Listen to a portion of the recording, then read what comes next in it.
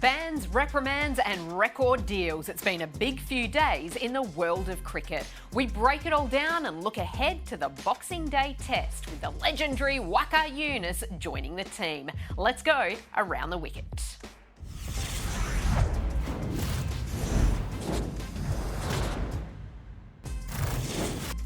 Hello and welcome to a brand new episode of Around the Wicket. I'm Neroli Meadows. We've got Callum Ferguson joining the team for the very first time. Michael Clarke to join us shortly. But the legendary Waqar Younis is with us as well. Great to have you here, Waqar. But Ferg, fair to say you're a bit of a fanboy? Oh, absolutely. I remember watching him run rings around top orders for years, and just great to be sitting next to him. Had the privilege of meeting him in Perth last week, but great to have him sitting right here with us. He can't run away from me here. Waqar, the Boxing Day test. As a cricket legend like yourself, how special is the occasion and how did Pakistan embrace the occasion? Look, first of all, great to be in the show. Thank you very much for the invitation, and we'll discuss a lot.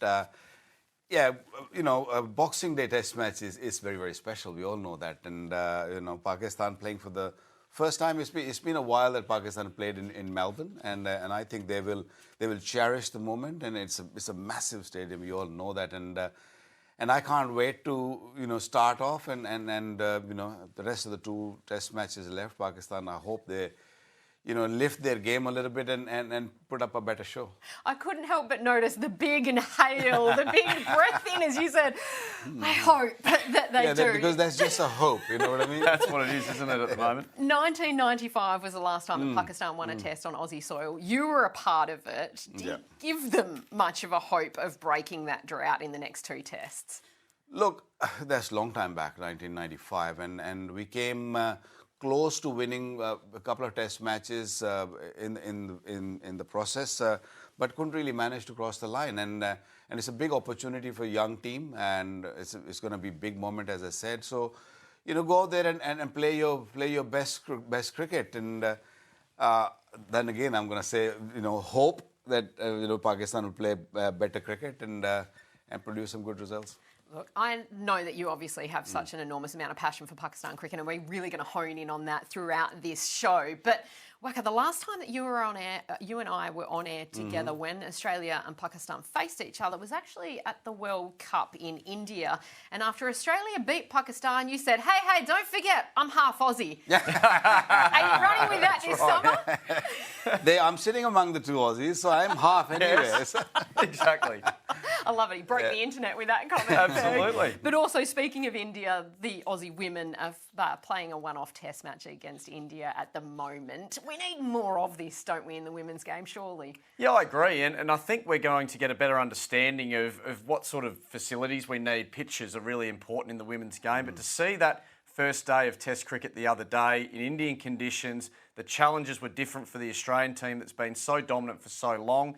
They were brought undone by great pressure test match bowling, and certainly the Indians have got the better of the contest so far because I've been really impressed by their discipline, not just with the ball, but then with the bat as well. So it's been a great contest so far. It's a scary prospect, isn't it? As the women's cricket starts to really emerge, Indian women's cricket is only going to go from strength to strength with the WPL and things like that. And a bit like the men's, once they really get hold of this game, there could be no looking back. Without a doubt. And I think it's good for the game. Yeah. It's good for women cricket. And, they're getting fitter. They're getting, they're improving every day. And it's good to see that India, doing well against Australia. Australia has been really, really strong over the years, and playing home, India in front of their home crowd. I think they're doing well against Australia. It's always good anyway. It doesn't matter what way you play because it feels good to beat them. But home series it will really encourage the younger ladies, younger girls in India and of course in Australia to just take up cricket and really come forward. They're going to be a force to be reckoned with, I feel like, in world cricket as things continue in India and the way that they're playing at the moment. But don't go anywhere because after this short break, Michael Clarke, our regular on Around the Wicket, is going to join us. We're going to talk about Usman Khawaja, his personal stance as well as his exceptional form. Don't go anywhere.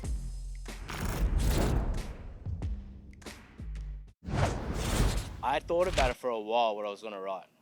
I made sure that I didn't want to segregate different parts of the population, religious beliefs, communities. Hence why I've kept religion out of this. I want it to be really broad and open-minded speaking, because I'm talking about humanitarian issues. I'm talking about Article 1 of the Unified Declaration of Human Rights. That is literally the crux of it. The reason I'm doing it is because it hit me hard. You know, I told Nick literally just this morning that when I'm looking at my Instagram and I'm seeing kids, innocent kids, videos of them dying, passing away, that's what's hit me the hardest. I just imagine my young daughter in my arms and the same thing. I get emotional talking about it right now again. And for me, that's the reason I'm doing this. I don't have any hidden agendas. If anything, this brings up more negativity towards me. People come and start attacking me. I don't get anything out of this. I just feel like it's my responsibility to speak up on this. We live in such a beautiful country. I'm blessed to be able to go to Australia. I can walk outside. I don't have to worry about a thing. My kids can do the same. I just want that for the rest of the world. Usman Khawaja there talking about his personal feelings and wanting to write all lives are equal and freedom is a human right on his shoes. He didn't do that in the first test. He did have a black armband and the ICC gave him a reprimand for that. He has since said that that was for a personal bereavement and a separate issue. Michael Clarke joins us now, a former teammate of Usman Khawaja's. Pup, great to have you on board once again. What have you made of this whole situation, and do you admire Usman Khawaja for putting himself out there on something he feels so passionately about? Yeah, hey guys. Look, I think it's a tough one because it's something that's being spoken about outside of sport, but now it's touching sport. And I guess I've always been a believer in, be true to who you are. And people are going to judge that. Some people are going to like that. Some people aren't. I'm still a bit confused by the reprimand thing in regards to Usman wearing a black armband. I think that decision, it had to have been made based on them connecting the two, yet Usman's come out publicly and separated the two. So I don't know if that'll be overturned, or I don't know where that's going to get to. But, from my perspective, I wore a black armband a number of times when I was playing. I never remember ever having to, check with Cricket Australia to see if it was okay, and then for them to check with the ICC. After we lost Phillip Hughes, for example, I wore a black armband for the rest of my career. Every game I played after that, out of respect for him, and I never had to get that checked, or I didn't think I did. So I don't know. I think it's a tough one. I think it's one of these things, like a lot of things in life, it's about who you are and what you believe in and what you stand for. And if you do want to talk about it, if you want to express it, or if you want to keep it to yourself. Usman's obviously made a stance, and, right or wrong, people agree or disagree, he's entitled to that. But in sport and in cricket, there's also rules that you need to abide by. So, as long as Usman, and I think how he's handled this has been pretty good. I love the fact that he has come out and told his side. He spoke openly about his reasons. And now if it means, he can't write that on his shoes or he can't wear the black armband, I think that'll just be what it'll be. But I think Usman will continue to have his beliefs and stand for them, and I think that's great. Ferg, I feel like he's been really smart, as Usman himself said, about the wording and the way that he's put this forward. And he certainly has drawn attention, whether or not he gets to wear those boots in the Boxing Day test or not. What do you make of it? Yeah, I think he's been very thoughtful. I suppose what we're looking for here is what's he trying to achieve, and what he's tried to do with his messaging has been bring everyone together, galvanise people and bring attention to an issue, which is a pretty important one at the moment. And he was talking about his family and how he thinks of his daughters when he sees a lot of this stuff happening. I'm the same. I've got 2 young children at home. We want to see young children have every opportunity to live their lives to the fullest, and that's what he's trying to draw attention to. I think he's done it in the right manner. I'm with Pup. I don't remember ever having to be questioned or get out in front of why I'm wearing a black armband. I find it really unusual because it does seem like these rules or regulations are being applied, I would say, with very little consistency around world cricket. So I think that needs to be changed and looked at. Waqar? Look, I think we're living in a very digital and very judgmental sort of time right now, and everything just blows up very, very quickly. And I think Usman was very clear in his message, and he was just out there, and he felt for. He was very emotional, and I feel for him, and I feel for people he's talking about also. And it is sad what is happening around the world, which I'm very clear about. But the only thing is that you want to keep sport, any sport, away from the politics. That's the key. That's the very, very important, because if you start using this platform as to bring the political matters on, I think that really not go well with me.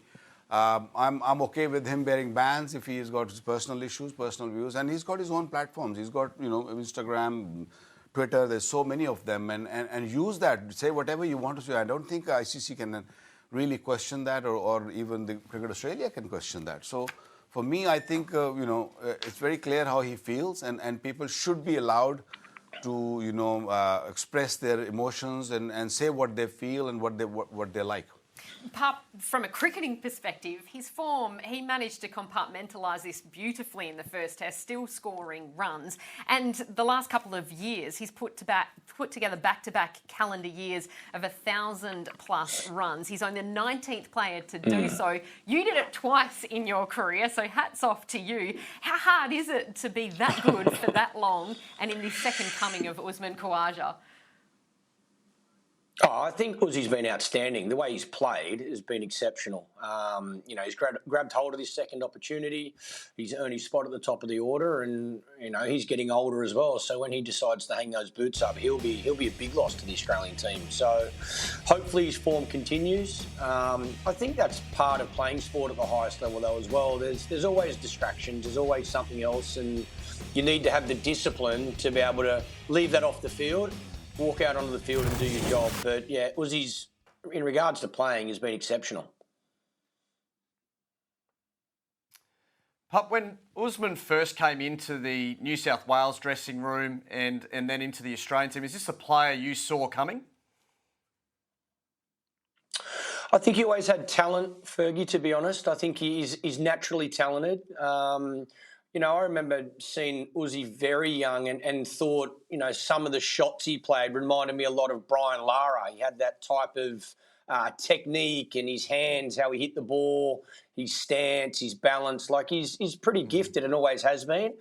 I think the thing about Uzi, he was judged hard really on perception around the fitness side of things, outside of batting, his energy or his tempo. He's quite a laid-back character. So I think that was probably one of his challenges as a young player, convincing people that because he's, laid back and got that, call it a strut, whatever it is, that doesn't mean he doesn't love playing for New South Wales or Queensland or Australia, and I think he had to fight for that for a period of his career. But again, I think what he's done really well is he's found a way to score runs in any format, whether that be state cricket or for Australia, and that's got him back into the Australian team, and he's made the most of his second opportunity.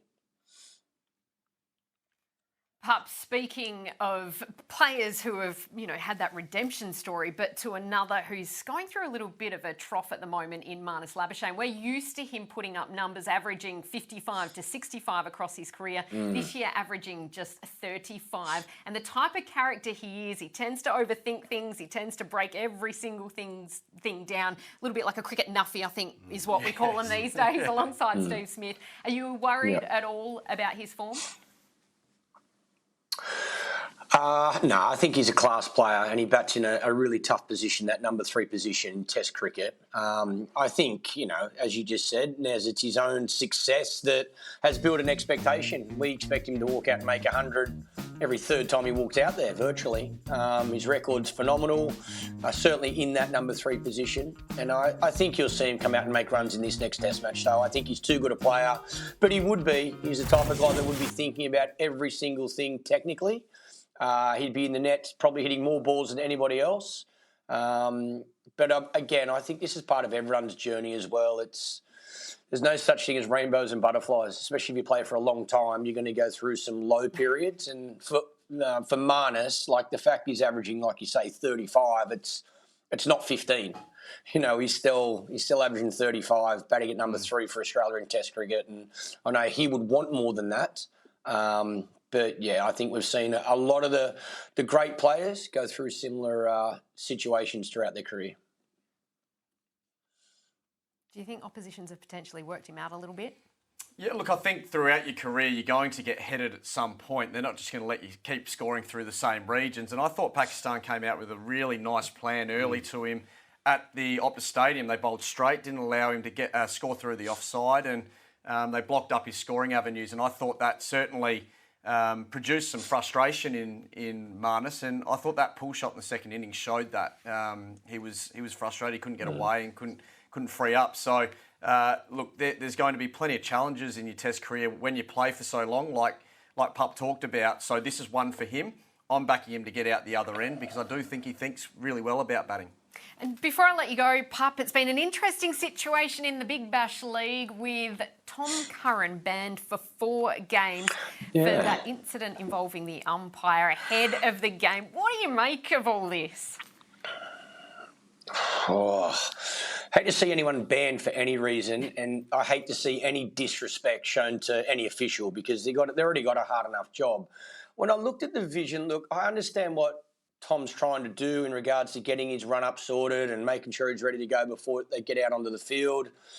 And I don't know why all of a sudden there's a rule that you can't run on the pitch to check your run-up. Bowlers have done that forever. So when I looked at the vision, I was confused by, why is the pitch so precious all of a sudden? But in the same breath, if you've been told not to do something, I know they're not school teachers, but, they're the officials. So unfortunately, if I want to stand on the pitch and mark centre before a ball's bowled and the umpire tells me I can't, then I just have to deal with that. I just can't do it. So unfortunately for him, it seems like he's done something throughout his career and that's part of his routine, and I don't see anything wrong with that. But on this occasion, the umpires have said they don't want him to run on the wicket. So he can't do it. And he's gone and done it. So now, unfortunately, he's got a huge punishment, in my opinion. Like, I'm surprised how many games he's going to miss for that. But again, it's the same thing we always talk about in regards to respecting the officials, the umpires.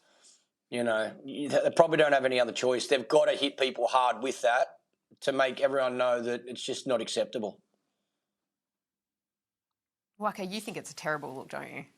Yeah, I think otherwise because if you see the whole episode and the way he did it and the way he disrespected the umpire, and umpire was sort of kind of standing in the middle, and it all looked very, very ugly, and nobody is stopping a fast bowler or any bowler to just sort of have a little run through before the match. Once you got your whites or your colored clothing on when you're playing, when you start your game, you're allowed to do that. But I think it's just the rule, which is, you can't do it beforehand. We don't know if he was playing the game or not playing the game. You're allowed to do it on the square, on the corner of the square. You're fine with that. But if you're doing it on that, umpires can come and sort of, handle it in a way. And I think it's a mistake from both parties, I would say. The umpire was also a little bit harsh. He could have easily, dealt with the situation a bit better, could have spoken to him. But he was sort of kind of standing like a sheriff there. And then he had to move out of the way, and then they had a little bit of, chit-chat, and that didn't really go well with things. So I feel, maybe a little bit harsh on the punishment, but I think, I don't like the whole scene. I don't like the way he sort of conducted, the way he sort of ran in and almost ran into the umpire. Yeah. I love the fact that when I walked into the studio today, you were standing there like that, not letting me come into the studio. You said, "This is my show, you get out." Pup, thank you so much for your thoughts. We'll chat to you after this Boxing Day Thanks, test. guys. Don't go anywhere on Around the Wicket, because after this short break, we're going to chat more Pakistan with the great Waqar Younis.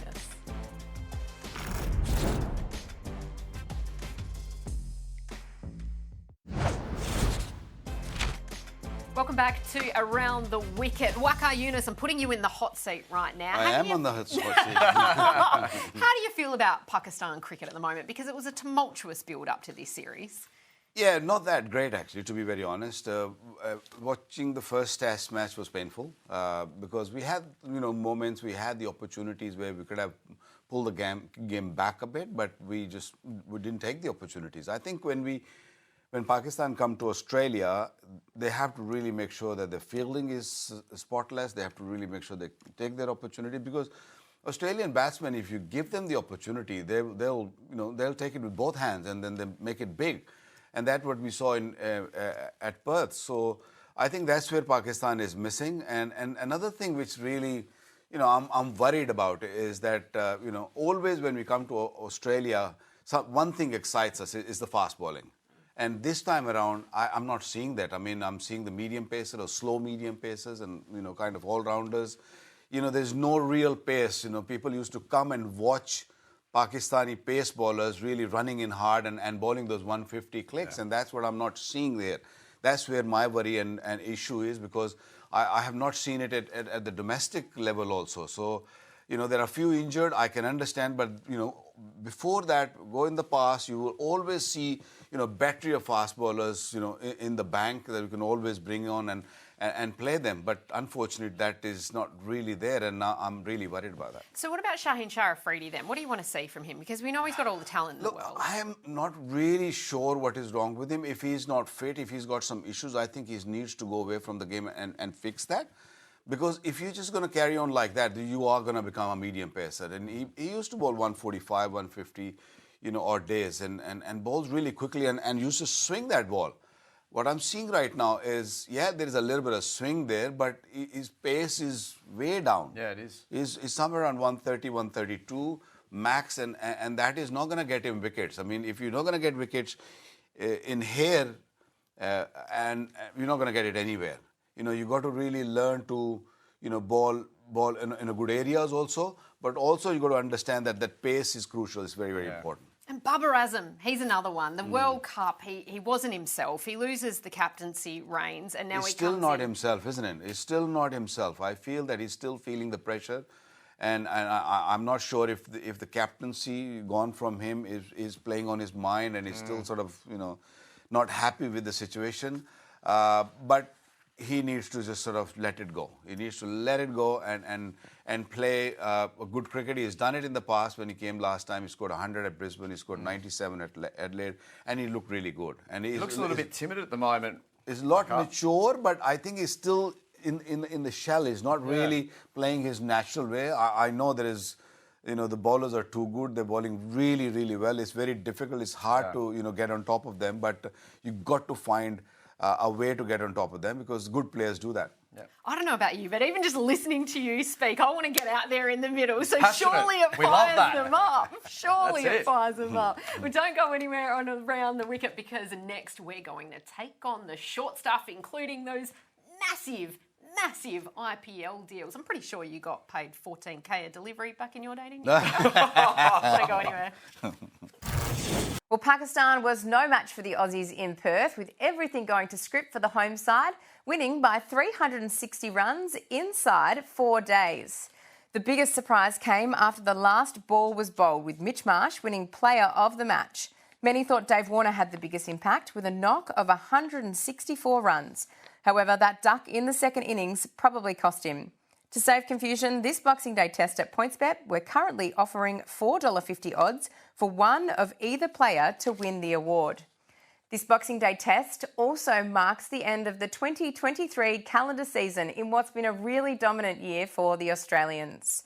It's no surprise to see them clogging the list of top test run scorers with 4 of the top 5 spots. Khawaja has led the pack this year, passing 1,000 runs for the second consecutive season. This Boxing Day test, get $3.50 for all of those Aussie players to score 20-plus first innings runs at PointsBet. Now the bowlers, and this chart highlights just how big the loss of Nathan Lyon was in this year's Ashes. At PointsBet, back 2023's leading wicket taker and his Australia World Cup winning mates Stark and Cummins to get 2+ first innings wickets, and we'll give you odds of $2.50 this Boxing Day test. Now, if you're watching the Test cricket, don't forget to check out the PointsBet app for live in-play markets throughout the match. That's it from me and the team at PointsBet. Good luck and happy punting. You win some, you lose more.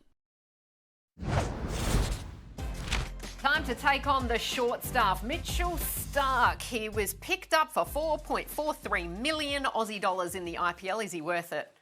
He's definitely worth it. I mean, that's ridiculous money, for sure. I mean, but it's something he's earned over the years. He's worked really hard on his game, and he's a wicket taker. He's a match winner. You know, what they look for is the match winner. And, of course, you need a bit of luck also during around that time that you're doing well. And the team who really needs you and wants you, you know, have that space for you, because they want someone badly. They wanted a left arm for pacer, and no better than Starkey here. So I think it's good to see, you know, money coming into cricket, but I feel really sorry for Hazelwood. This is short stuff, Waqar, short stuff. Pakistan players, should they be allowed to play in the IPL? Well, they should be, I think. I mean, why not? I mean, it's got nothing to do with the game or sports side of it. It's more political, and I don't think unless or until the governments get involved and try to fix their issues, it's going to get better. It's going to stay like this. Speaking of fixing issues, should Cricket Australia have muzzled Mitchell Johnson? No, I didn't like that at all. I thought leaving him or taking him away from those two speaking engagements during the Perth Test, it just doesn't come across well. You've got to be able to have an opinion in this landscape. So, no, I didn't like it. Let's open the gates up and allow, especially in Perth, the people of Perth at those engagements would love to have seen Mitchell Johnson. Should Pakistan and India play a neutral test or test series at the MCG here in Australia? Why not? Why not? Yes. That would be awesome. I mean, we played against Australia back in the days, I think, in England. And that was really, really happening, because England's got a lot of Pakistan or following. And it was packed house. Just imagine Pakistan, India playing here at the MCG with over 100,000 people. It'd be awesome. Mind-blowing. Look how excited he is about great, it. The isn't great it? Waqar Younis joining the team on Around the Wicket. Thank you for joining in, and a very Merry Christmas.